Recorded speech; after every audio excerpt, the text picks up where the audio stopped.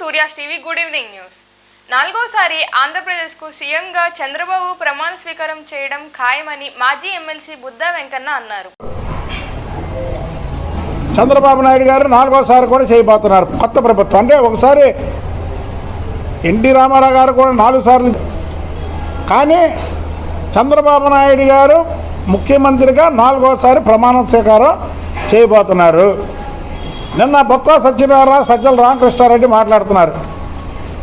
జగన్మోహన్ రెడ్డి గెలుస్తున్నాడు, జగన్మోహన్ రెడ్డి విశాఖలో ప్రమాణ స్వీకారం చేస్తారండి. ఇవన్నీ కూడా అధికారుల్ని భయప్రాంతులు చేయడానికి, వాళ్ళ దగ్గర ఉన్నటువంటి పెండింగ్ ఫైల్స్ ఏమైనా ఉంటే క్లియర్ చేసుకోవడానికి. దయచేసి అధికారులకు చెప్తున్నాం,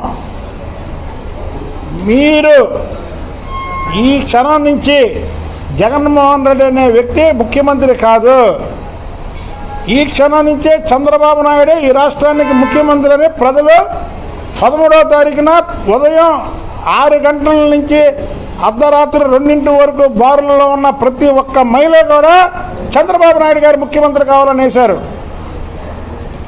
ఇవాళ వాళ్ళు అంటారు వాళ్ళ పథకాలు చూసి వేశారని. కాదు, సూపర్ 6 అని ఏదైతే పథకాలు పెట్టాడో చంద్రబాబు గారు, అలాగే పవన్ కళ్యాణ్ గారు ఆ సూపర్ 6 చూసి ఓట్లేశారు. చంద్రబాబు నాయుడు గారి పరిపాలన చూసి ఓట్లేశారు. ఒక పరిపాలనా దక్షకుడు, పరిపాలన అంటే ఏంటో తెలిసినటువంటి వ్యక్తి, అవినీతికి ఆమడ దూరం ఉండే వ్యక్తిని అక్రమంగా కేసులో అరెస్టు చేసి 50 రోజులు పైగా ఆయన్ని జైలులో పెట్టారని ఒక కక్షతో ఓట్లేశారు చంద్రబాబు గారికి. కొండూరు మండలం రామచంద్రపురం గ్రామంలో ఎరికల కాలనీకి చెందిన మైనర్ బాలికపై అత్యాచార యత్నం చేసిన నిందితుడిని వెంటనే అరెస్ట్ చేయాలని డిమాండ్ చేశారు.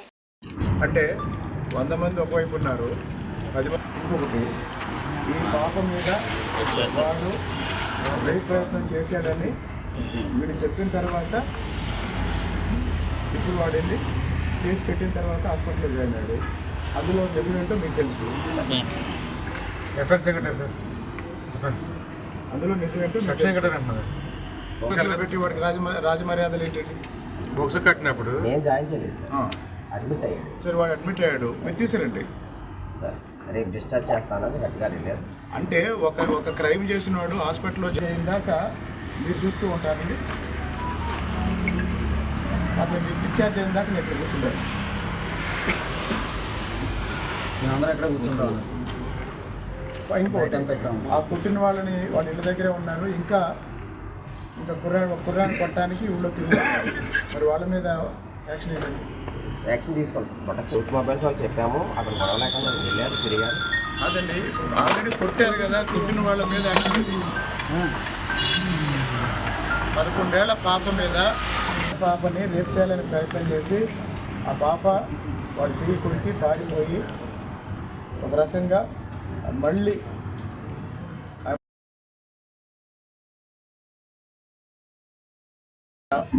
బాధితురాలి బంధువుల్ని తలలు పగలగొట్టారు.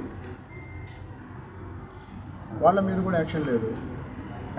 అంటే వీళ్ళు ఎస్టీ వాళ్ళు, ఎరకల వాళ్ళు, ఎవరు దిక్కులు వీళ్ళు 10 మందే ఉన్నారు. అంటే జనబలాన్ని బట్టి జడ్జిమెంట్ ఇస్తారండి. వెళ్ళిపోమన్నారండి సార్. 10 కుటుంబాలు మీరు ఉండటానికి వెళ్ళారు.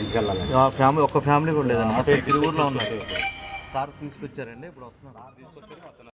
విజయవాడ నుండి హైదరాబాద్ వైపు వేగంగా వెళ్తున్న 4 వాహనాలలో ముందున్న వాహనదారుడు సడన్ బ్రేక్ వేయడంతో ఈ ప్రమాదం జరిగినట్లు సమాచారం.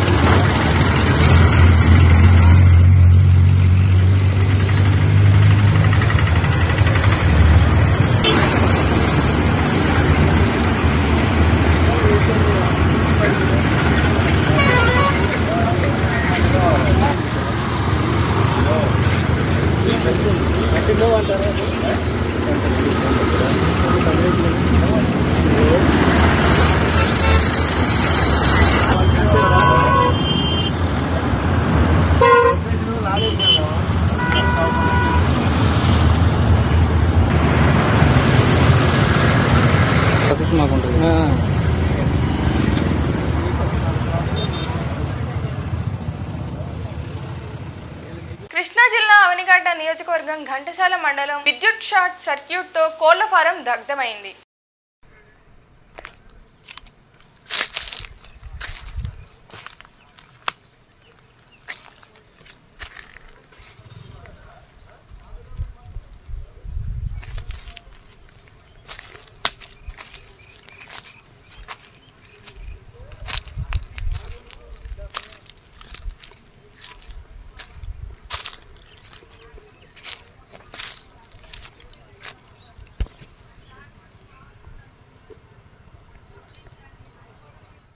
మాచర్ల అల్లర్లపై పల్నాడు జిల్లా ఎస్పీ బిందు మాధవ్ స్పందించి వీడియో సమావేశం నిర్వహించారు.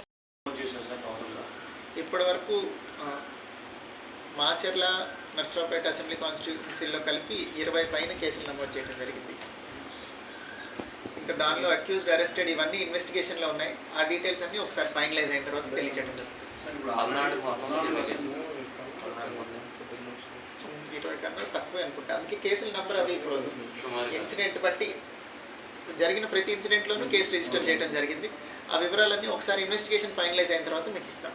కొంతమంది పోలీస్ సిబ్బంది మీద వచ్చినటువంటి ఆరోపణలు, కొంతమంది సస్పెండ్ అయ్యారు, కొంతమంది చర్యలు ఇప్పటిదాకా అయితే ఇప్పటిదాకా సార్ 144 సెక్షన్కి కర్ఫ్యూ లాగా వ్యవహరిస్తున్నారు సార్. లేదండి, అంటే షాప్లో సెక్షన్ అంటే మేము ఏమనలేదు. 3 కన్నా ఎక్కువ మంది చేరద్దు అంటుంటే వాళ్ళకి ఎవరు రావట్లేదు కదా, రోడ్ల మీద ఎవరు తిరగట్లేదని వాళ్ళు. అంటే వ్యాపార సంస్థలు మూసేస్తున్నారు కదా సార్, పబ్లిక్ ఇబ్బంది అవుతున్నట్టుంది. లేదు 144 సెక్షన్ అంటే 144 సెక్షనే.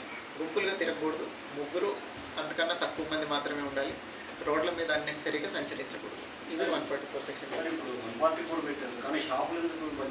అంటే అంటున్నారండి, వాళ్ళు మూసేశారు. సత్యంపల్లిలో ఎక్కడ మూసారు? మాది షాపులు మూయటం అనేది మా పరిధి కాదండి. దానికి నెసరీ ఆర్డర్ ఎవరు ఇచ్చారో వాటికి ఇలాగే కొనసాగుతుంది. ప్రశాంతమైన వాతావరణం కంటిన్యూ అయ్యేదాకా. ఈ వార్తలు ఇంతటితో సమాప్తం.